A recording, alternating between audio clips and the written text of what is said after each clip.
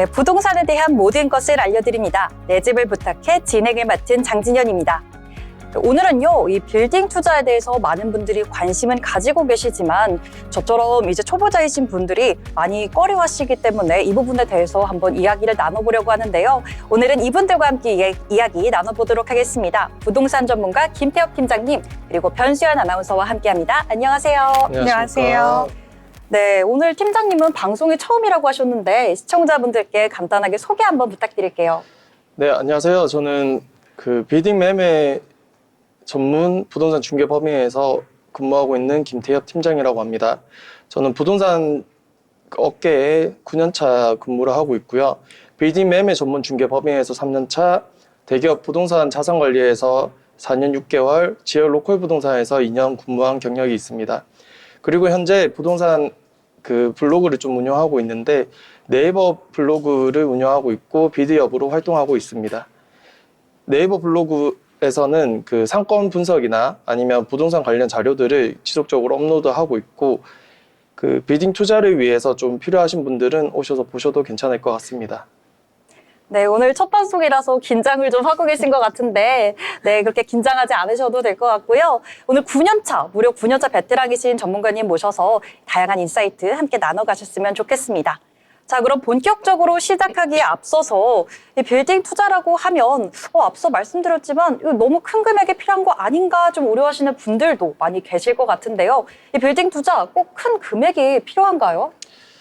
꼭 빌딩 투자가 큰 금액만을 좀 요구하지는 않는데요. 그 이유 중에 하나는 부동산 투자에는 소규모 빌딩 투자부터 프라임급 빌딩 투자까지 좀 다양하게 존재하고 있습니다.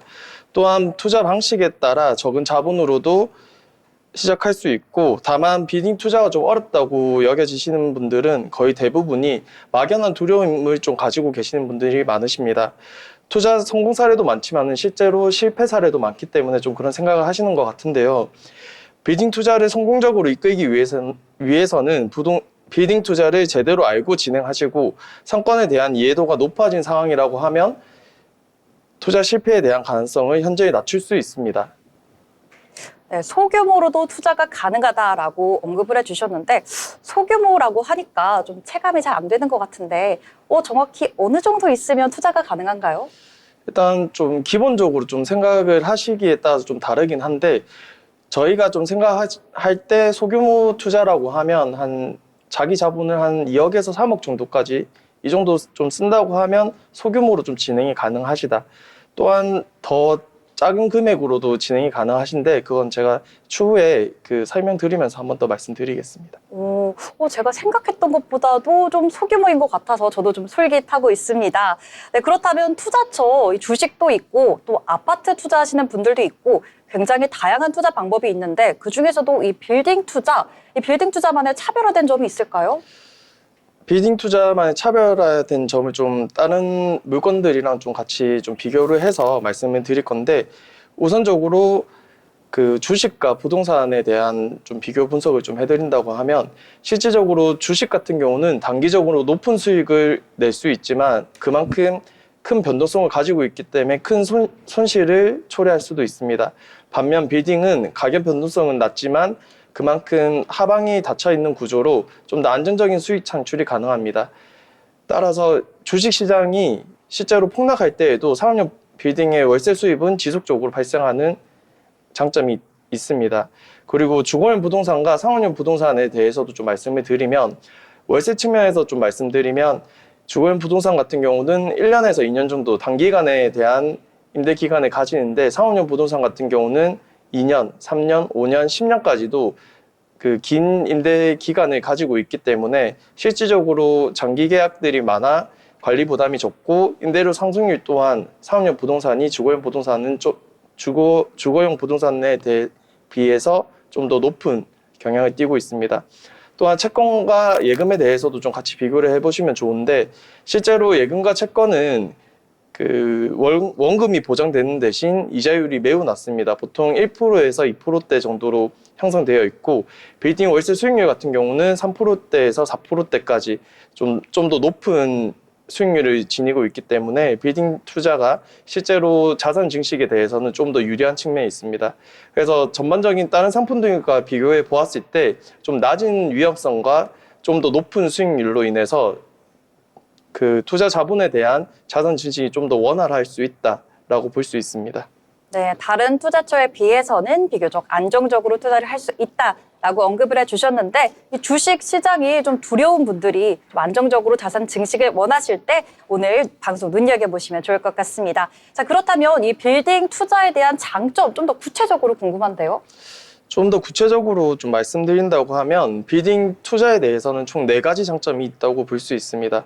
첫 번째는 안정적인 월세 수익을 가져갈 수 있고, 두 번째는 빌딩 자체가 자산 가치의 상승으로 인해서 좀 더 투자 금액에 대한 자산 증식이 가능하고, 세 번째는 레버리지 활용이 가능해서 본인 투자 대비 좀 더 좋은 건물을 살 수 있다, 좀 더 좋은 빌딩을 살 수 있다는 점이고, 네 번째는 인플레이션의 방어, 즉 화폐에 대한 가치 하락이 있음에도 불구하고 빌딩 가격은 상승한다는 거를 좀 들 수 있는데, 좀 더 명확하게 좀 설명을 드린다고 하면, 첫 번째 안정적인 월세 수익 같은 경우는 실제로 앞에서도 말씀드렸다시피 그 임대 기간이 보통적으로는 2년, 3년, 5년, 10년을 좀 계약을 할 수 있고, 거기에 대해서 만약 월세로 500만 원을 받는다고 하면 1년에 약 6천만 원 정도의 월세 수익을 가지고 갈 수 있고, 3년이라고 하면 1억 8천만 원, 그리고 5년이라고 하면 3억 원이라는 월세 수익이 발생합니다. 또한 이런 장기간의 임대차 계약 기간으로 인해서 실제로 세입자 관리가 좀 더 용이하고 좀 편리하다는 장점이 있습니다. 그리고 두 번째는 자산 가치 상승에 대한 부분인데요. 시간이 흐름에 따라서 부동산 가치는 상승하는 경우가 거의 대다수입니다. 특히나 입지가 좋은 지역일수록 가격 상승 가능성이 높으며, 대규모 개발 계획이 있는 지역의 경우에는 더욱 가치 상승이 높습니다. 또한 이런 사례를 보여주는 지역 중에 하나는 성수동이고, 성수동 같은 경우는 최근에 공장지대에서 지금 핫플레이스가 들어오는 지역으로 변모하면서 가격 상승이 매우 많이 일어났고, 건물 가격뿐만이 아니고 집가 상승도 많이 일어나는 지역 중에 하나라고 볼 수 있습니다. 그리고 세 번째로 좀 보시면 레버리지를 활용할 수 있다.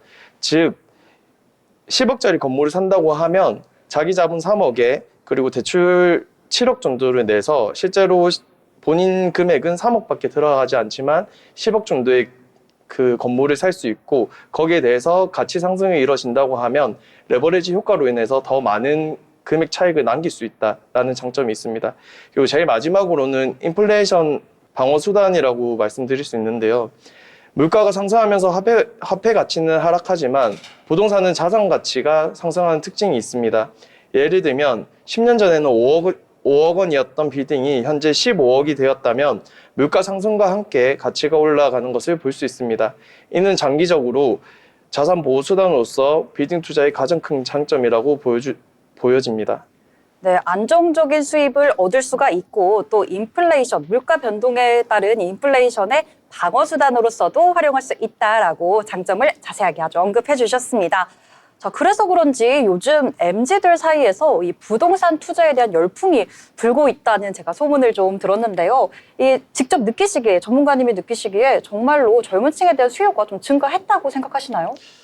지금 요 근래 조금 비딩 투자에 대해서 좀 자문을 구하시거나 아니면 비딩 투자를 하기 위해서 연락을 오시는 분들의 대부분 조금 연령대나 이런 걸 좀 봤을 때 실질적으로 30대 후반부터 40대 초반까지에 대한 투자자분들이 매우 많으시고, 이 투자자분들 같은 경우는 사실 MZ세대의 좀 앞에 있는 분들이 아니고 이제 좀 뒤에 있는 분들이신데, 이분들은 본인이 직접적으로 사업을 하시거나 아니면 그 수익 활동을 통해서 본인의 자산이 일정 부분이 생기시고 나서 이제 이 자산을 좀 더 증식을 시키기 위해서나 아니면 이 자산을 지키기 위해서 좀 연락 오시는 분들이 많으신데, 실질적으로 그 비율이 그 기존에 좀 60대, 70대 이런 분들이 많으셨다면 최근에는 한 30대 중반에서 40대 초반까지 좀 비율이 늘어나고 있는 상황입니다.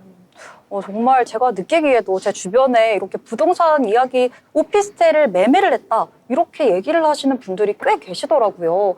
그래서 지금 심심찮게 이런 MZ들 사이에서도 부동산 열풍을 체감하고 있다라는 이야기도 해주셨습니다. 자, 그러면 이렇게 부동산에 대한 이야기를 하다 보니까 저 같은 경우에는 이 부동산을 연예인 뉴스를 통해서 주로 접하곤 하는데 누구누구 연예인이 이런 빌딩을 매입을 했다. 그리고 이 건물로 시세 차익을 뭐 얼마를 봤다라는 이야기 많이 들려오고 있잖아요. 우리 전문가님이 느끼시기에 이 연예인이 투자가 꽤 괜찮았다라고 좀 느끼시는 그런 분이 계셨을까요?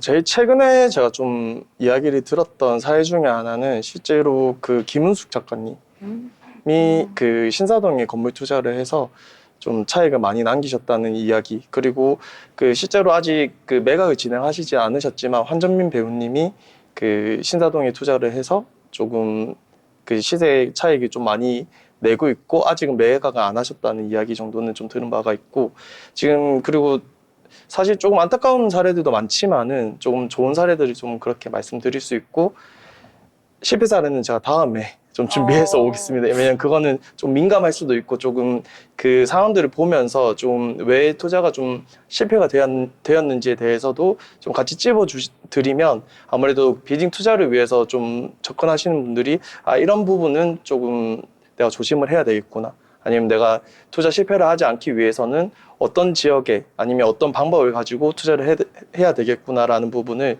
좀 더 상세하게 설명드릴 수 있을 것 같아서 다음에 준비해서 오겠습니다. 네, 다음에 준비해 주신다고 하셨는데 아까 전에 황정민 배우의 그 사례를 언급을 잠깐 해주셨는데 저도 이 내용을 좀 익히 들어봤습니다. 이 황정민 배우가 이 신사동의 모 건물, 근데 이 건물이 역세권이 아니라 역에서 좀 떨어져 있는 건물이었는데 건물 가치가 2배 이상 상승했고 또 월세 수입이 굉장히 고정적으로 들어오고 있다라는 소식을 저도 좀 접했는데 이 보통은 역세권에 많이 투자를 하시잖아요. 근데 이 황정민 배우가 역세권이 아닌 곳에 투자를 하셨음에도 불구하고 이렇게까지 성공을 한 이유는 뭐라고 생각하시나요? 사실 황정민 배우님께서 투자를 한 지역에 같은 경우는 그 모르는 분들이 보시면 이 지역이 왜 가격이 오르고 왜 임대를 더 잘 놓을 수 있지에 대해서는 잘 모르실 수도 있어요. 하지만 그 황정민 배우님께서 소유하시고 계신 건물을 인터넷으로만 쳐보셔도 아시는데 그 도산 공원 인근에 있는, 사실 그 상권 자체가 실질적으로 조금 명품 상권이라고 해서 임대료를 잘 낼 수 있는 명품 점포들이 좀 많이 들어오는 지역이고, 그 지역 같은 경우는 사실 저희가 조금 A급지라고 좀 불리는 약간 그런 지역이라고 좀 보셔도 괜찮은 지역입니다. 그래서 실질적으로 좀 앞으로도 아마 자산 가치가 계속 상승할 것으로 좀 보이는 지역 중에 하나고, 그 이유는 실질적으로 조금 가격이 오르는 지역과 좀 가격이 잘 오르지 않는 지역이 좀 그 분리가 되는 상황이긴 한데, 그 지역 같은 경우는 명품 거리 같은 경우 그 명품 거리로 좀 형성되다 보니 지속적으로 임차인이 좀 들어오고 싶어 하는 지역이고, 또 그 지역 안에서도 좀 휴식을 할 수 있는 느낌을 좀 가지는 지역이기 때문에 좀 지속적인 가치 상승이 있다라고 좀 판단해 보셔도 괜찮은 지역입니다. 그러면 저는 약간 강남이라서 올랐다 이렇게도 들리는데 이렇게 좀 받아들여도 될까요? 사실 지금까지 좀 강남을 좀 보신다고 하면 그렇게 생각을 하셔도 돼요. 하지만 이제 조금 용산이나 이런 쪽의 지역이 좀 더 발전하는 모습을 보여주면서 앞으로의 강남이 어떻게 변할지는 모르겠지만 수요가 많고 임대 수요가 많고 이런 그 상황을 좀 더 깊게 들여다보시면 아무래도 뭐 강남 지역이라서기보다는 그 상권 그리고 그 지역이 괜찮다라는 느낌을 좀 받으실 수 있습니다. 상권에 대한 이야기도 해주셨는데 그럼 제가 하나만 더 여쭤보고 싶은데 이 상권 얘기를 하다 보면 이 프랜차이즈 얘기를 또 빼놓을 수가 없잖아요. 보통 이제 큰 도시를 가면 프랜차이즈 한두 개쯤은 꼭 있기 마련인데 제가 이것도 소문으로 들었는데 듣기로는 1층에 별다방이 들어서면 좀 건물 가치가 상승한다. 이런 얘기를 좀 들었어요. 이 소문도 사실인가요?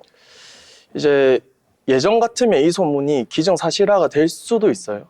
하지만 요 근래 좀 사람들이 좀 본다고 하면 저희가 그 최근에 좀 거래를 하거나 아니면 저희가 거래 요청을 받아서 거래를 하려고 체크한 결과들을 보면 실질적으로 프랜차이즈나 아니면 뭐 프랜차이즈 카페뿐만이 아니고 프랜차이즈 음식점 같은 경우 아니면 디저트 카페 이렇게 들어오는 업체들이 실질적으로 수수료 매장이 거의 대부분이거든요.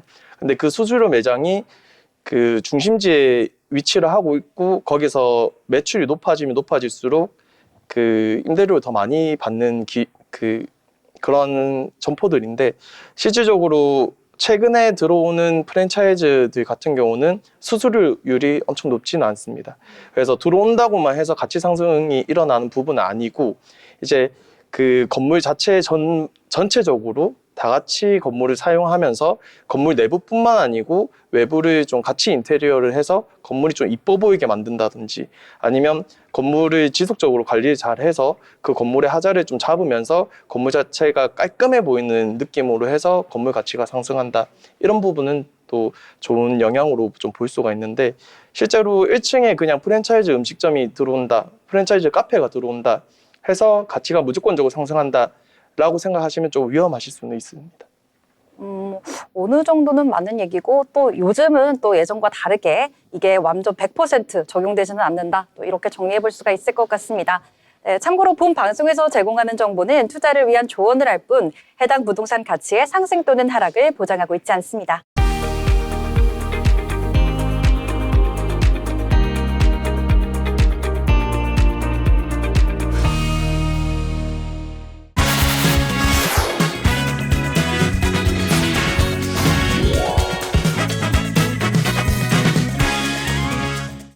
네, 이번에는 이 부동산에 관련된 소식을 좀 꼼꼼하게 찾아보면 좋은데 그러기 쉽지가 않잖아요. 그래서 그런 분들을 위해서 준비했습니다.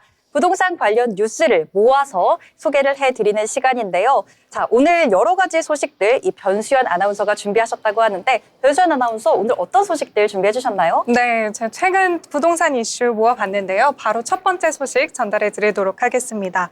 정부가 지방 미분양 주택 문제 해결을 위해서 LH 매입, 임대 허용, 대출 우대 등의 대책을 내놨지만 실효성에 대한 의문이 계속해서 제기되고 있다고 합니다.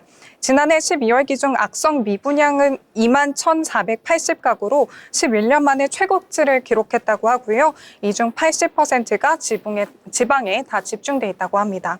하지만 시장에서는 과거 금융위기 당시 내놓았던 미분양 대책과 크게 다르지 않다고 판단하고 있고요. 양도세나 취득세 감면 같은 실질적인 유인책이 부족하다는 그런 판단이 나왔습니다. 전문가들은 다주택자에 대한 세제 혜택 확대와 대출 규제 완화 등 보다 적극적인 조치가 필요하다고 강조하고 있습니다.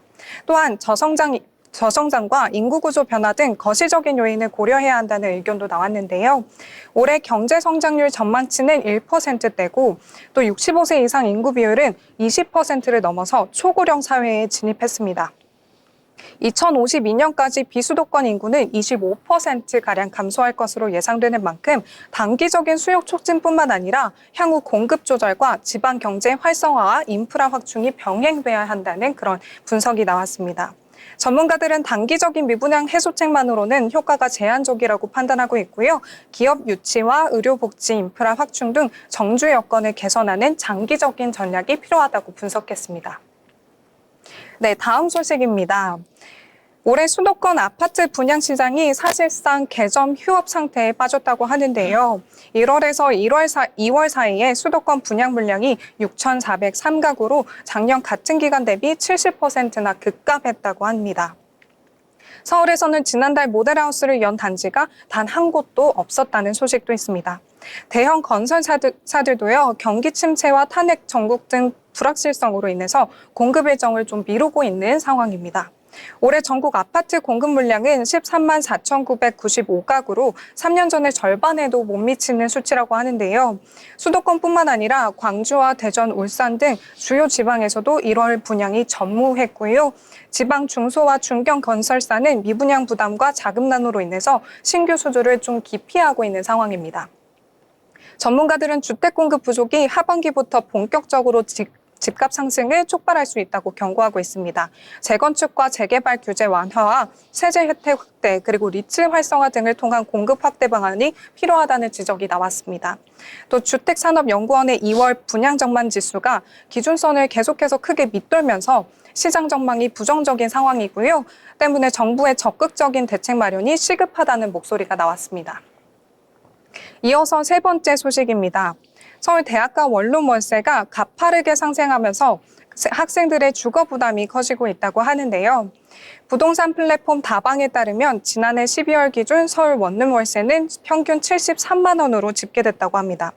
특히 관악구는 74만 원으로 전월 대비 9%나 상승했고요. 신촌과 이대 등 서대문구 대학가에서 무려 월세 165만 원짜리 원룸이 등장하는 등 학생들의 부담이 커지고 있습니다. 전문가들은 전세 사기 여파로 인해서 월세 선호 현상이 뚜렷해진 점, 그리고 신축 원룸 공급의 감소와 기숙사 부족 등의 상승 요인으로 꼽았고요. 또한 외국인과 공간 대여 수요가 증가하면서 대학가 월세 시장에 추가적인 상승 압력이 작용하고 있다고 보고 있습니다. 이 같은 흐름은 앞으로도 이어질 가능성이 굉장히 크다고 하는데요. 전문가들은 비아파트 시장에서 월세가 더욱더 보편화될 것으로 전망하고 있고요. 학생과 임차인의 주거 부담을 완화할 수 있는 대책 마련이 시급하다고 지적했습니다. 네, 다음은 좀 핫한 뉴스인데요. 토허제 관련 소식입니다. 서울시가 송파구 잠실동을 포함한 일부 지역의 토지거래 허가구역을 해제했지만 잠실주공 5단지와 일부 재건축 추진단지는 제외됐다고 합니다. 이에 대해 주민들은 형평성 문제를 제기하면서 반발하고 있다는 소식입니다. 서울시는 해당 단지들이 재건축 기대감으로 투기과열 우려가 있다고 설명했지만요. 반포와 한남동 같은 고가 주거지가 토허제에서 제외된 점을 들어 형평성 논란이 일고 있습니다. 잠실주공 5단지는 노후 아파트로 실거주 만족도가 낮아서 전세가율이 10% 수준에 불과한데요. 토허제 유지로 2년 실거주 요건이 좀 부담스럽다는 지적이 나왔습니다. 다만 전문가들은 토허제 해제가 가격 급등으로 직결되지는 않을 거라고 분석하고 있는데요. 이미 기대감이 좀 반영이 되어 있어서 거래 활성화는 가능해도 가격 상승폭은 제한적일 거라고 전망하고 있습니다. 반면 해제 지역 아파트 보유자들은 수천만 원에서 최대 3억 원까지 호가를 기대하며 기대감을 좀 높이고 있습니다. 이번 해제로 인해서 강남구 삼성동, 대치동, 청담동과 송파구, 잠실동 일부 지역의 규제가 풀렸지만 압구정과 여의도, 목동, 그리고 성수동과 일부 재건축 단지는 여전히 규제 대상에 포함되고 있습니다. 이에 따라서 향후 시장의 반응과 추가적인 규제 조정 여부에 관심이 쏠리고 있다는 뉴스입니다. 마지막 소식입니다. 네, 앞선 뉴스에서 조금 더 자세한 내용인데요. 서울시가 잠실, 삼성, 대치 그리고 청담동 일부 지역의 토지거래 허가 구역을 해제하면서 부동산 시장이 크게 반응하고 있습니다. 해제 지역에서는 갭 투자가 가능해졌고요. 투자 수요 증가와 함께 일부 단지는 신고가를 경신하는 모습도 보이고 있습니다. 특히 재건축과 무관한 잠실 엘리트와 레미안 대치팰리스 그리고 청담 자이 같은 신축 아파트가 주목을 받고 있고요. 토허제 해제 기대감이 반영된 송파구 아파트 가격도 상승세를 보이고 있습니다. 이에 따라서 매수 문의가 증가하고 거래량이 살아날 가능성이 크다는 전망이 나왔습니다. 반면 해제가 이미 예고된 만큼 기대감이 선반영돼서 추가적인 가격 상승은 제한적일 수 있다는 분석도 있는데요. 전문가들은 토허제가 풀렸다고 무조건 집값이 상승하는 것은 아니라며 거래 활성화는 가능하지만 높은 호가가 실거래로 이어질지 계속해서 지켜봐야 한다고 설명했습니다. 한편 해제되지 않은 재건축 추진 단지들은 당장의 변화는 없겠지만 향후 토허제 완화 기대감이 유지될 것으로 보인다고 합니다. 네, 그러면 전문가님, 저희 이제 하나씩 다시 짚어볼 텐데요. 첫 번째 소식으로 돌아가서요. 정부가 내놓은 지방 미분양 해결책에 대해서 어떻게 좀 생각하시나요? 실제로 지금 정부가 내놓은 LH 매입, 임대 허용, 대출대 등의 대책에 대해서는 실제로는 실효성이 있는지 없는지에 대해서는 좀 의문이 드는 상황이고, 단기적인 효과 부분에서는 당연히 발생할 수도 있습니다. 하지만 중장기적으로 봤을 때는 그 효과가 있을지 없을지에 대해서는 조금 더 생각을 해보셔야 되고, 지금 정책들이 지금 상황 그대로 좀 가지는 않을 거라고 저는 좀 보여지는데요. 거기서 이제 그 정책을 좀 발안을 하시는 분들은 좀 지금에 있는 상황만 보는 것이 아니고 왜 이런 미분양 사태가 일어났는지에 대해서 좀 더 자세하게 보실 필요가 있는 것 같습니다. 그래서 지금 그 지방 미분양 같은 경우는 사실적으로 저희가 조금 판단을 하기에는 실질적으로 중년층, 장년층 그리고 청년층 다 같이 조금 문제를 좀 깊게 생각하는 부분이 여기서 일할 수 있는 일할 곳이 없다. 그러니까 일자리 창출이 제대로 되지 않는다. 그래서 사실 나이가 드는 것과 뭐 나이가 젊으신 분들 뭐 이런 분들도 다 같이 조금 지방에 있지 않고 수도권을 올라오려는 경향이 좀 큽니다. 그래서 저는 실질적으로 지금 이런 미분양을 좀 해소하기 위해서는 지방에서 그 일자리 창출한 기업들을 좀 유치하는 방향으로 좀 그렇게 가야 되지 않나라는 생각이 가장 크고, 그리고 그에 따른 뭐 문화라든지 의료, 복지 이런 인프라들이 좀 더 확충이 돼야 된다라고 생각을 합니다. 네, 그래서 정리해보자면 이제 지방 미분양 사태는 수도권 쏠림으로 인한 현상이고 또 지방에서 이제 일자리 창출 부족으로 인한 현상이라고 말씀을 해주셨는데요. 그래서 또 이제 정책이 좀 실효성이 부족하다는 의견을 내주셨습니다. 네, 두 번째 소식도 한번 짚어보겠습니다. 두 번째 소식은 수도권 아파트 분양이 얼어붙었다는 내용이었습니다. 앞으로도 주택 공급 부족이 좀 지속될 거라고 전망하시나요? 일단 제가 판단을 좀 하기에는 그 일시적으로는 주택 공급 현상이 지속적으로 일어날 가능성이 높습니다. 왜냐하면 최근에 경기 상황이 많이 좋지도 않고, 그리고 대출 또한 금리가 상당 부분 많이 올라가 있는 부분이 있는데요. 지금 기준금리를 낮추더라도 지금 시장금리가 좀 많이 올라가 있는 상황이라서 실질적으로 주택을 공급하는 공급자 입장에서는 비용이 워낙 높게 잡혀 있는 상황입니다.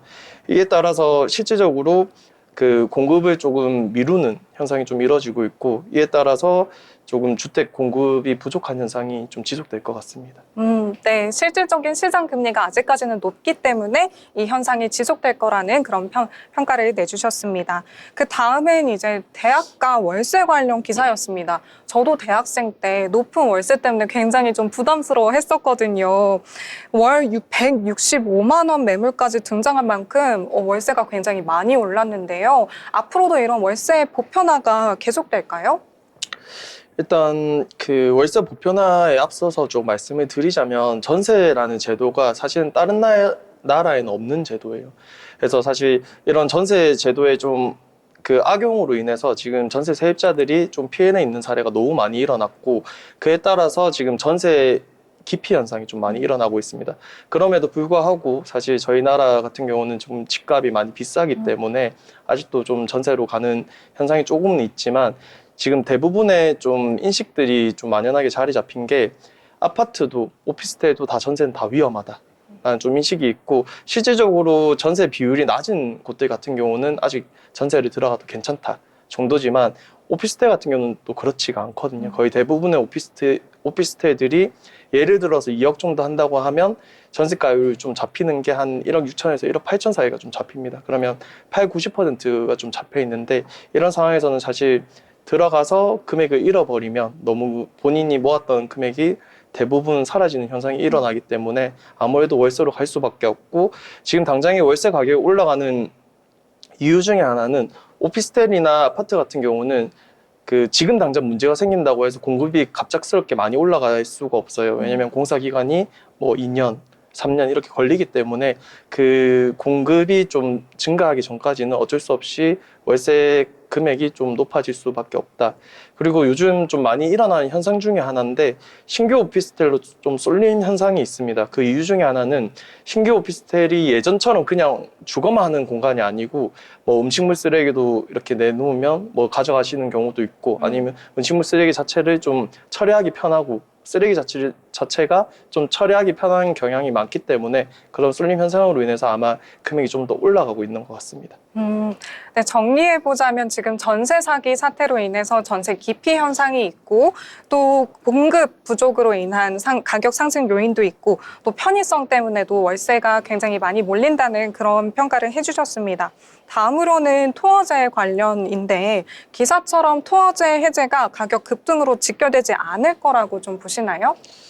일단 가격 급등에 대해서는 조금 사람마다 판단하는 기준이 좀 다르고, 그리고 급등의 기준을 어떻게 잡는지에 따라서 좀 말씀드리기가 다르긴 한데, 실질적으로 제가 판단하기에는 급등까지 갈까라는 고민은 좀 있습니다. 하지만 가격이 상승하는 부분은 좀 어쩔 수가 없습니다. 그 이유 중에 하나가 실질적으로 그 토지거래 허가에 대해서 그 생기면서 이 투자를 못했던 사람들, 아니면 실수요자들이 그 토지 거래가 그 해제되고 나면 그때 들어오는 경향이 좀 있기 때문에 좀 가격 상승을 어쩔 수 없이 따라갈 수밖에 없다. 좀 이렇게 보고 있습니다.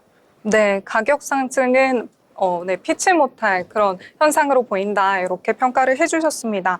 마지막으로 이어서 토어제가 해제된 지역에서는 이제 말씀하신 것처럼 갭 투자가 좀 풀렸는데 추가적인 가격 상승은 제한적일 거라는 분석이 좀 있었어요. 말씀해주신 부분도 좀 동일한 부분이고요. 이 지역들, 갭 투자가 좀 가능한 지역들에 한해서는 가격 상승폭이 더 커질 가능성은 없는 걸까요? 지금 좀 판단을 하시기에 따라서 좀 다를 수 있는데 실질적으로 갭 투자가 가능한 지역 같은 경우는 뭐 일시적으로는 금액이 좀 올라갈 수가 있고 근데 지금 저희가 조금 항상 간과를 좀 하는 부분이 있어요. 지금 경기 상황이 어떤지에 따라서 좀 그게 치고 올라가느냐 아니면 이제 제한적으로 좀 묶일 수 있느냐 이런 상황인데 만약에 지금 저희 나라가 현재 겪고 있는 지금 경기 상황에서는 제한적일 수 있지만 지금 이 경기가 항상 나쁘거나 항상 안 좋지는 않을 거잖아요. 그럼 그 상황에서 이제 그 시기가 언제쯤 풀리는지 이거에 따라서 이제 한 번 더 치고 올라가느냐 아니면 이제 거기서 이제 제한적으로 해서 그 조금 그 상황 그대로 좀 이어지느냐 이게 좀 생길 것 같습니다. 네, 이렇게 많은 인사이트 나눠주셔서 감사합니다. 네, 이렇게 정말 다양한 부동산에 대한 소식들 전해주셨는데요. 저는 이 중에서 좀 눈에 띄게 유심히 들었던 내용 중에 하나가 월세 그리고 전세 가격에 대한 내용이었습니다. 전세 가격이 요즘 전세 기피 현상이 생기면서 월세가 도리어 좀 상승하는 추세다라고 좀 언급을 해주셨는데 이 상승세가 좀 지속될 것이다라고 예측을 해주셨습니다. 그런데 올라가고 있는 게 안정세를 찾고 나면 전세 가격, 전세가 다시 좀 수요가 몰릴 거라고 보시나요? 지금 좀 현 상황에 대해서는 좀 말씀드리면 사실적으로 그렇게 몰리는 현상이 일어나지 않을 것 같습니다. 왜냐하면 지금 전세로 인해서 너무 많은 사람들이 피해를 입었고 거기에 대해서 좀 경각심이 좀 많이 자리 잡힌 것 같습니다. 사실 그런 경각심이 없다고 하면 월세 쏠림 현실이 좀 덜하고 지금 몇 년 안에 좀 많은 월세가 올라갈 수 없었을 건데 좀 그런 현상이 아니기 때문에 실질적으로 그 전세가 만약에 수요가 높아진다고 하면 아파트 위주로 그리고 그 금액 상승이 계속 지속적으로 일어날 수 있는 아파트 위주로 아마 전세가 좀 수요가 늘어나고 그 외적인 뭐 빌라나 이런 쪽에서는 아무래도 좀 한동안은 좀 그런 현상은 없을 것 같습니다, 사실. 전세 가격이 좀 안정화를 찾더라도 아파트 위주로 좀 쏠리는 현상이 생길 수도 있다라고 또 정리를 해주셨습니다. 자, 그러면 이제 다시 빌딩 투자 이야기로 돌아와서요. 전문가님, 이 흔히들 부동산은 금리의 영향을 좀 많이 받는다고 하잖아요. 구체적으로 금리에 대한 어떤 영향을 받는지 그리고 또 돌아가는 시장 상황들에 대해서도 좀 전반적으로 궁금한데요.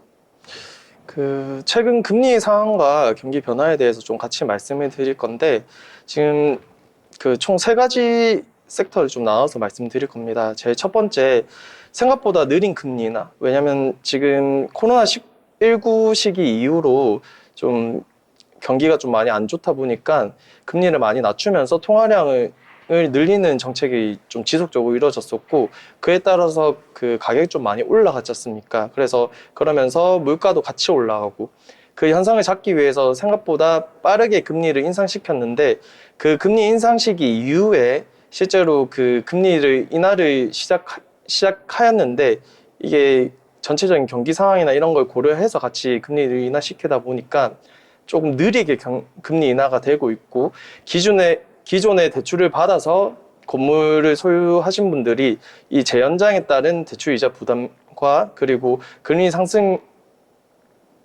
대출 금리 상승이 기존 소유주뿐만이 아니고 투자자나 실소유자의 부동산 구매 수요를 좀 감소시키고 있다라는 현상이 좀 이뤄지고 있고 두 번째는 경기 침체와 부동산 시장에 대한 관계를 좀 볼 건데 경기 침체가 현재도 조금씩 이뤄지고 있는 걸로 좀 보이고 있고 이 경기 침체가 심화될 경우에 상업용 부동산의 임대 수요가 감소하고 공실률이 증가할 수 있습니다. 경기 불확실성으로 인해 기업들이 신규 공간 임대를 꺼려하며 일부 지역은 가격 하락 가능성도 현재 존재하고 있습니다. 마지막으로 정부 정책 변화의 영향인데 불안정한 경기 상황으로 인하여 DSR과 에비타에 따른 대출 장벽이 높아지고 있고 이에 따라 투자 수요가 감소하고 있습니다. 또한 양도소득세 증가와 종합부동산세 인상으로 인해 투자자들의 부담이 증가하고 있어서 실질적으로 그 전반적인 그 부동산 경기나 일반적인 경기들이 조금 수요를 하는 사람들의 입장에서는 좀 상황이 좀 많이 안 좋다라는 걸 좀 반영이 되고 있는 것 같습니다. 네, 전반적인 시장 상황 이야기까지 아주 자세하게 짚어주셨습니다. 자, 그럼 여기서 저는 좀 궁금해지는 게 주식도 테마주라고 해서 어떤 종목이 급격하게 오르거나 또 인기 있는 종목이 생겼다가 또 점차 수그러들기도 하고 이런 좀 등락이 생기기 마련인데 이 빌딩 투자에도 좀 트렌드 같은 게 존재할까요? 물론 비딩 투자 같은 경우도 좀 트렌드가 좀 반영이 되고 사실 비딩 투자뿐만이 아니고 주거용 부동산이나 뭐 이런 부분에서도 좀 트렌드가 다 존재한다고 보시면 됩니다. 그 이유 중에 하나는 사실 저희가 금방 전에 그 월세 쏠림 현상 이런 부분도 사실 하나의 트렌드로 보시면 되거든요. 그 전세 기존에 그 실질적으로 조금 돈을 모으기 위해서 전세를 지내시면서 그런 대출 이자가 좀 낮다 보니까 그 부분으로 해서 금액을 좀 열심히 모아 가시던 분들이 이 전세 금액 자체도 좀 잃어버릴 수 있다는 위기감 때문에 사실 월세로 좀 몰리고 있잖아요. 이런 현상과 동일하게 부동산에서도 전체적인 흐름이 있는데 그 트렌드를 제가 좀 그 PPT 보면서 말씀을 드릴 건데 첫 번째 주거용 부동산 가격 변동에 대해서 좀 말씀을 드릴게요. 그 2010년 초반부터 2020년도까지 실질적으로 지속적인 상승세가 이뤄졌습니다. 그리고 코로나19 시기에는 금리 19 시기 이후에 금리 인상과 대출 규제로 조정 국면에 진입하였고 현재 지방에서는 그 전반적으로 주거용 부동산이 좀 하락하는 현상이 이뤄지고 있고 수도권은 조정 혹은 일부 상승 형태를 띠고 있습니다. 그리고 상업용 부동산 트렌드가 지속적으로 좀 바뀌고 있는데 코로나19 시기에는 실질적으로 온라인 쇼핑들이 좀 많이 늘어나면서 오프라인 매장의 수요가 좀 감소하고 거기에 따른 물류 창고나 아니면 그 복합 상업시설들의 인기가 많이 늘어났습니다. 그리고 코로나19 시기 이후에는 새로운 문화 경험이나 아니면 트렌드를 느낄 수 있는 상품 위주로 특히나 성수동이 좀 그 예를 좀 많이 드는데 팝업 스토어에 대한 빠른 그 트렌드 감각을 느낄 수 있는 상권 위주로 좀 그 상권이 활성화되고 여기는 그 기존 다른 상권들 대비해서 좀 더 붐비는 현상이 일어나고 있습니다. 그리고 세 번째로 좀 말씀을 드리면 도심과 외곽 지역의 가치 변화를 좀 말씀드릴 수 있는데 과거에는 도심 지역의 부동산 가격 상승이 두드러졌는데 현재는 그 교통 인프라 확충으로 인해서 도심 지역 외곽 지역가 동반 상승을 하고 있다. 이건 무슨 말이냐면 저희 그 GTX나 아니면 뭐 다른 열차들, 뭐 위례 신사선 이런 게 개통 호재를 좀 발현을 시킬 수 있는 지역 위주로 동반 상승이 일어났고 실질적으로 그 도심지 가격뿐만 아니고 외곽지 가격도 좀 같이 상승을 하고 있다. 하지만 이 가격 상승세가 엄청 뚜렷하지는 않은 이유 중에 하나는 현재 경기가 좀 많이 안 좋다라는 부분 좀 있습니다. 그리고 마지막으로 투자 패턴의 변화에 대해서 좀 말씀드릴 건데 기존에는 저희가 부동산을 살 때 그 비딩을 사야 된다 아니면 땅을 사야 된다 이런 투자의 형태가 있었는데 현재는 부동산 펀드도 많고 리츠도 많고 프로테크 투자도 많기 때문에 간접적인 투자로 인해서 비딩 투자를 할 수 있다라는 게 또 있습니다.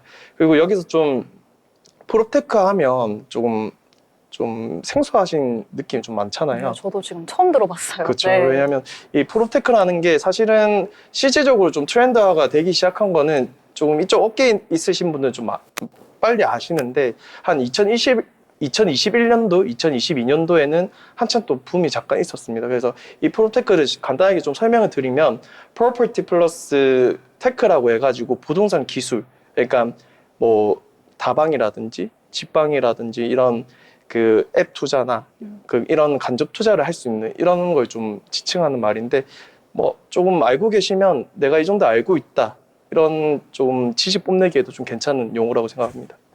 네, 굉장한 용어 발음과 함께 이 자세한 이야기 들려주셨습니다.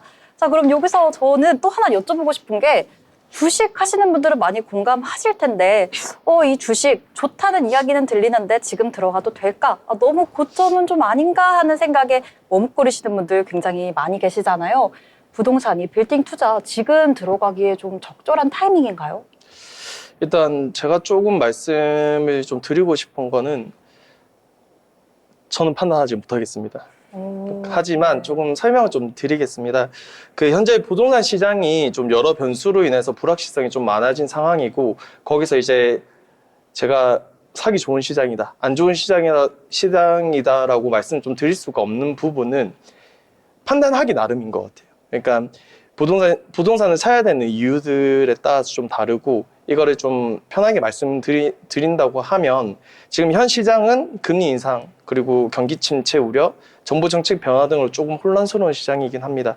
하지만 당연히 비딩 투자를 했을 때 저희가 또 안전 장치들이 또 있잖아요. 왜냐하면 지속적으로 좀 월세를 받을 수 있다든지, 아니면 물가가 계속 올라감에 있어서 비딩 투자한 비딩도 가격이 올라간다, 이런 인플레이션에 대해서도 방지를 할 수 있는 이런 여러 가지 상황이 있습니다. 이런 상황들을 생각을 하시면서 투자를 하셔야 되고, 그리고 여기서는 좀 더 생각을 하셔야 될 게, 주식이랑 부동산이랑 딱 하나 좀 제가 봤을 때 뚜렷하게 똑같은 부분이 하나 있습니다.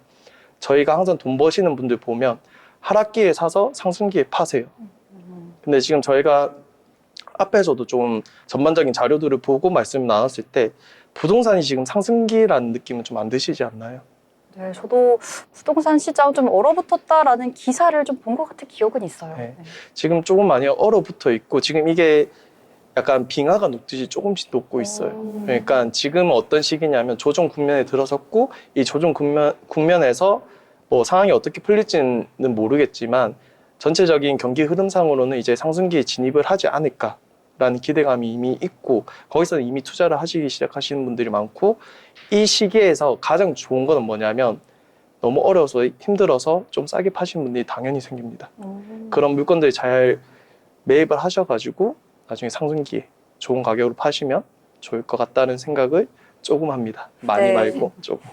저점에서 사서 고점에서 팔아라. 네, 명언을 또 남겨주셨습니다.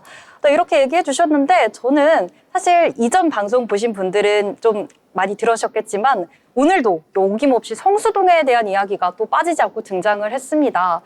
이 가장 또 투자하기 좋은 장소로 성수동을 이전 전문가님들도 좀 언급을 많이 해주셨는데, 성수동을 제외하고 또 전문가님이 보시기에 여기는 좀 아직 투자로 들어갈 만하다, 좀 좋은 입지가 좋다라고 여겨지는 지역 한 군데만 추천해 주세요. 실질적으로 제가 어떤 지역을 추천하기에는 아직 제 능력이 좀 없다고 판단이 되지만, 그래도 조금 말씀을 드린다고 하면, 사실은 최근에 좀 가격 상승을 좀 이뤄냈던 지역들이 좀 많이 한정적이고 좀 새로운 지역도 있고 이렇긴 한데, 사실 도심지가 실질적으로 가격 상승이 좀 덜 일어났습니다. 뭐 종로구라든지 중구라든지. 그래서 사실 이런 지역들이 조금 상권들을 좀 더 활성화시키기 위해서, 아니면 도심 자체를 좀 깨끗하게 하게 만들기 위해서 서울시도 그렇고, 그리고 구청도 그렇고 좀 협약해가지고 좀 지속적으로 관리를 하고 있는데, 이런 지역들이 지금 수익률도 괜찮게 나오고 있긴 하거든요. 그래서 그런 여러 가지 좀 전체적인 부분 좀 봤을 때 지금 들어가셔도 괜찮은 지역인 것 같습니다. 왜냐면 추후에 환경들이 좀 더 개선되고, 또 여기서 또 새로운 문화들을 만들려고 계속 노력하고 있기 때문에, 거기서는 중구나 뭐 종로구에 있는 물건들도 좀 깊게 보시고, 무조건 성수, 무조건 강남, 뭐 무조건 용산, 이게 아니고 좀 더 폭넓은 견해로 해가지고 물건들을 좀 깊게 보시면 좀 더 좋은 결과가 있지 않을까라는 생각을 좀 하고 있습니다. 중구나 종로 쪽을 좀 눈여겨봐라 라고 또 얘기를 해주셨습니다. 여기서 좀 저는 궁금한 게, 아까 전에 이제 저점에서 사서 고점에서 팔아라 이렇게 또 말씀을 해주셨잖아요. 근데 제가 많은 분들, 이미 아시는 분들은 아시겠지만 요즘 대학가가 상권이 많이 죽었다라는 이야기가 좀 많이 들려오고 있습니다. 그렇다면 이 대학가 상권, 상가 임대료뿐만 아니라 이 매매가도 좀 낮아졌을 것이다라고 좀 추측이 되고 있는데요. 대학가 상권 지금 들어가기 괜찮을까요? 최근에 대학가 상권에 대해서 조금 말씀을 드리면, 사실 코로나 시기 이후에 반짝도 상가가 좀 좋아졌었거든요. 근데 그러면서 일시적으로 좀 임대료가 좀 많이 올라갔습니다. 그런 현상들 때문에 실제로 공실이 살짝 나오면서, 그러면서 또 대학교 상권의 주 특징은 점포들이 갭단가가 낮아요. 근데 그럼에도 불구하고 임대료가 좀 올라가 버리니까, 거기서는 이제 못 버티고 나가면서 이제 상권이 좀 썰렁해지는 그 상황이 되고 있는데, 실질적으로 그 뭐 소유대 입구역 인근이라든지 이런 데는 금액이 또 조금 낮아지고 그 매가도 좀 낮아진 경향이 있는데, 그 외의 지역들 같은 경우도 뭐 조금 그 금액의 일정 수준을 계속 유지하고 있긴 하나, 매매를 진짜 하셔야 된다고 하신 분들은 조금 금액을 좀 낮춰서 매매를 하시는 경우도 많은 것 같습니다. 그러면은 이 판매자의 입장에서 지금 좀 기간이 안 좋다고, 시기가 좋지 않다고 해서 좀 가격을 낮추실까요, 그분들이? 근데 그 대학가의 그 좀 주 특징 중에 하나는 뭐냐면, 그럼에도 불구하고 안정적인 상권이라는 게 주 특징인데, 실질적으로 저희가 코로나 시기에는 대학교 학생들이 그 학교를 직접적으로 나오지 않아서 상권이 좀 많이 약해져 있었습니다. 하지만 지금은 그 다들 그 대학교에 와서 강의를 듣고 하기 때문에 고정적인 수요들이 항상 있거든요. 그렇기 때문에 뭐 상권이 갑자기 무너지거나 뭐 가격을 많이 그 내려서 매각을 해야 될 요소는 없긴 합니다. 하지만 그럼에도 불구하고 최근에 좀 임대료나 이런 게 좀 많이 높아지면서 공실 부분 좀 생기고, 이런 부분에 대해서는 다들 리스크가 있다라는 생각을 좀 하시긴 한데, 이런 부분은 실질적으로 조금 임대료를 좀 이야기해서 좀 낮춰주거나, 아니면 이 상권을 좀 더 살리기 위한 그 소유주들의 단합이 좀 있으면 또 금방 또 상권이 괜찮아지거든요. 그래서 많은 금액을 내려서 팔아야 된다, 이거는 이제 개인적인 사정에 의해서 환급성을 좀 높여야 된다, 이 외에는 굳이 그렇게 팔아야 되냐라는 시선은 좀 있습니다. 판매자의 입장에서는 가격을 낮춰서 판매하기보다는 그냥 아직은 좀 지켜내는 시기이다라고 또 언급을 해주셨습니다. 그러면 제가 수연 아나운서님께 좀 질문을 해보고 싶은데요. 지금 이렇게 부동산 시세에 관련해서 좀 다양한 이야기도 나눠봤는데, 만약에 나에게 여유 자금이 한 2억 정도 있다라고 하면 좀 어디에 들어가고 싶은 생각 있으신가요? 2억 정도 말씀이실까요? 2억이면은 아무래도 제 본가가 위치한 당산 쪽에 좀 투자를 하고 싶은데요. 아무래도 좀 교통 편의도 굉장히 좋은 편이고, 또 거기에 학군도 좀 좋은 편이어서 미래를 생각한다면 당산이나 선유도 쪽도 굉장히 나쁘지 않을 것 같다는 생각이 듭니다. 당산 얘기해 주셨는데, 전문가님의 입장에서 봤을 때는 당산, 미래가 보이는 투자처일까요? 그 당산역 인근 좀 뜯어본다고 하잖아요. 저희가 좀 직접적으로 좀 본다고 하면 실질적으로 좀 가치가 있는 지역이긴 합니다. 왜냐하면 거기가 보통 중공업 지역으로 되어 있고, 중공업 지역 같은 경우는 소유시에서는 그 건폐율 60% 그리고 용적률 400%를 받을 수 있도록 그렇게 건물을 지을 수가 있어요. 그렇다고 하면 실질적으로 건물을 그 똑같은 땅에 짓더라도 중공업 지역에 건물을 지으면 좀 더 건물이 높게 지을 수 있다. 그러면 그 말은 뭐냐면 그 토지의 활용도가 높다로 또 연결되거든요. 그러면 이제 추후에 그쪽에 상권을 좀 형성하면서 조금 좋은 업체들이 들어오면서 그 지역 자체가 좋아질 수 있는 가능성이 있다고 봅니다. 하지만 2억으로 사시려고 하면 조금 작은 걸 사셔야 되겠죠. 네. 2억으로는 좋은 투자를 하기에는 턱 없다. 아니, 턱이 없다. 네, 라고 그럴 좀 수 있습니다. 턱이 예. 없는 금액이다라고 네. 또 얘기를 해주셨습니다. 네, 당산 이렇게 오늘 또 컨설팅까지 또 성사가 됐는데, 네, 오늘 이렇게 전문가님과 다양한 이야기를 나누다 보니 오늘도 이제 1시간이 훌쩍 지나갔습니다.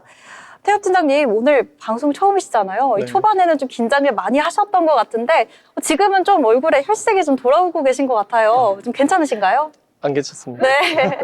오늘 방송 소감 한 말씀 우리 시청자분들께 한번 부탁드리겠습니다. 네, 그 첫 방송이라서 좀 많이 긴장을 하기도 했고, 좀 많은 말씀을 드리고 싶은데 사실 머리가 좀 굳어 있습니다. 그래도 좀 최대한 많이 말씀을 드리려고 했고, 부동산 투자든 뭐 빌딩 투자든 아니면 다른 토지 투자 그리고 집 투자 다 너무 어렵습니다. 하지만 좀 좋은 조언자, 컨설턴트 그리고 친구분, 이런 그 투자에 관심 있는 분들과 좀 많은 말씀 나누셔서 본인의 확고한 투자 성향을 좀 찾으셔가지고 좋은 투자를 하셨으면 좋겠습니다. 네, 이렇게 부동산 방송 또 꼼꼼히 챙겨보시면서 다양한 인사이트 넓혀가셨으면 좋겠다. 또 이렇게 정리를 해주셨습니다. 네, 오늘 말씀 정말 감사드리고요. 네, 참고로 본 방송에서 제공하는 정보는 투자를 위한 조언을 할 뿐 해당 부동산의 상승 또는 하락을 보장하고 있지 않습니다. 네, 오늘도 함께해 주신 여러분 고맙습니다.